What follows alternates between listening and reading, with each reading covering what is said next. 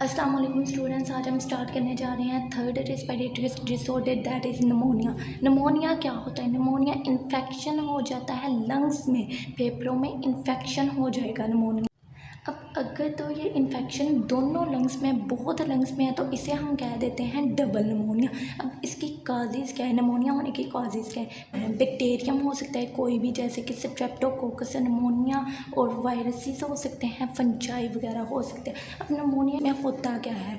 जो काजेटिव एजेंट है जैसे बैक्टीरिया और वायरसेस, फंजाई, ये क्या है? काजेटिव एजेंट है। बैक्टीरिया वायरसेस क्या है? काजेटिव एजेंट है, जो कि डिसीज़ को कॉज कर रहे होते हैं, उन्हें हम कहते हैं कॉजेटिव एजेंट।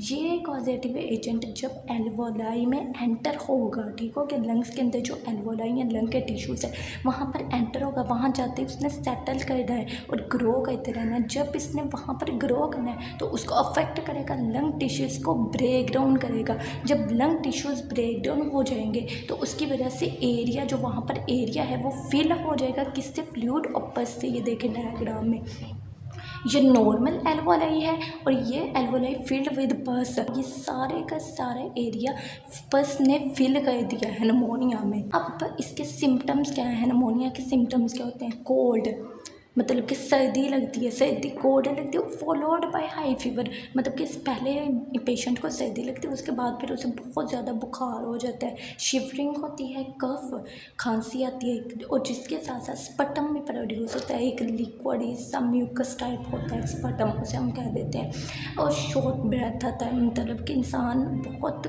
आहिस्ता आहिस्ता से सांस लेता है। स्किन कलर जो होता है वो चेंज हो जाता है, डस्की पर्पल सा हो जाता है। डस्की पर्पल क्यों होगा? क्योंकि ऑक्सीजन लेवल उसके ब्लड में बहुत कम है, बहुत ऑक्सीजनेटेड ब्लड है। अब निमोनिया के क्योर की बात करें तो उसके लिए वैक्सीन्स भी अवेलेबल होती हैं और एंटीबायोटिक्स भी अवेलेबल होते हैं इसके इलाज के लिए।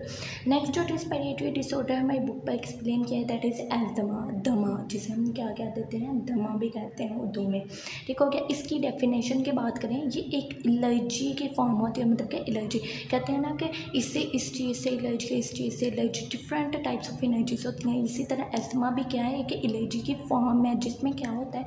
इन्फ्लेमेशन हो जाती है ब्रोंकाई की, ठीक हो गया, ब्रोंकाई की, और इसकी वजह से मोर म्यूकस प्रोडक्शन होगा और नैरोइंग हो जाएगी एयरवेज की। एयरवेज जो ट्यूब्स हैं उनकी क्या हो जाएगी?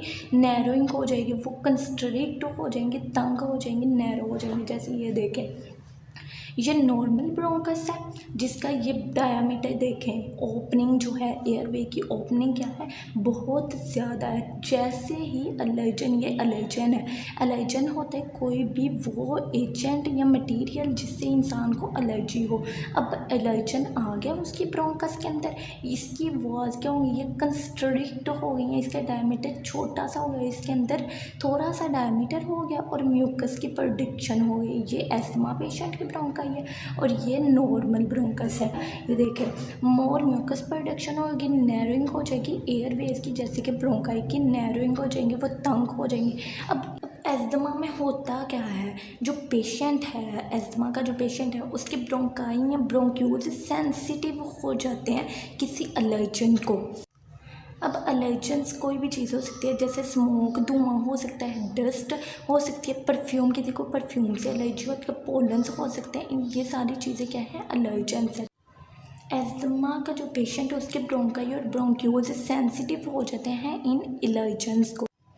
अब जैसे ही इस एक एस्थमा पेशेंट का एक्सपोजर होता है, मतलब कि वो डस्ट या स्मोक में रह रहा, उसे एक्सपोज करे, तो क्या होगा? उसके सेंसिटिव एयरवेज, जो ब्रोंकाई और ब्रोंक्यूल्स वो सेंसिटिव थे ना, उसके सेंसिटिव एयरवेज वो रिस्पॉन्स शो करते हैं इन एलर्जेंस के खिलाफ। कैसा? कंस्ट्रिक्शन करके वो कंस्ट्रिक्ट हो जाते हैं, ठीक हो गया, नैरो हो जाते हैं, क्योंकि उनमें म्यूकस की प्रोडक्शन हो गई है और उसकी वजह से वो नैरो हो जाएंगे। जब वो कंस्ट्रिक्ट हो जाएंगे, नैरो हो जाएंगे, तो ऑफकोर्स डिफ़िकल्टी होगी ब्रेथ में, मतलब कि सांस लेने में पेशेंट को क्या होगी? डिफ़िकल्टी होगी। अब अगर एज़मा की सिम्टम्स की बात करें तो वो वेरी करते हैं, मतलब कि चेंज होते हैं, पेशेंट टू पेशेंट क्या होते हैं, वेरी करते हैं, चेंज होते हैं। किसी में कोई होगा सिम्टम्स हो, किसी में कोई होगा, लेकिन कॉमन जो इसके सिम्टम्स हैं उनकी बात करें तो उनमें शॉर्टनेस ऑफ ब्रेथ, मतलब कि सांस लेने में एक शॉर्टनेस होगी, स्पेशली एट नाइट, ख़ासतौर पर रात के वक्त वीजिंग होगी और कफ होगा, खांसी आएगी, चेस्ट टाइटनेस होगी, उससे अपनी चेस्ट जो है वो टाइट टाइट सी फील हो। एस्थमा के क्योर की अगर बात करें तो एस्थमा को क्योर करने के लिए डिफरेंट टाइप्स ऑफ केमिकल्स होते हैं जो कि ब्रोंकाई और ब्रोंक्यूल्स जो कि एस्थमा पेशेंट पे कंस्ट्रिक्ट हो चुकी थी, उनको डायलेट करने के लिए यूटिलाइज होते हैं ताकि वो डायलेट होकर अपना इजीली फंक्शन परफॉर्म कर सके, और ये केमिकल्स पेशेंट को इनहेलर्स की फॉर्म में दिए जाते हैं।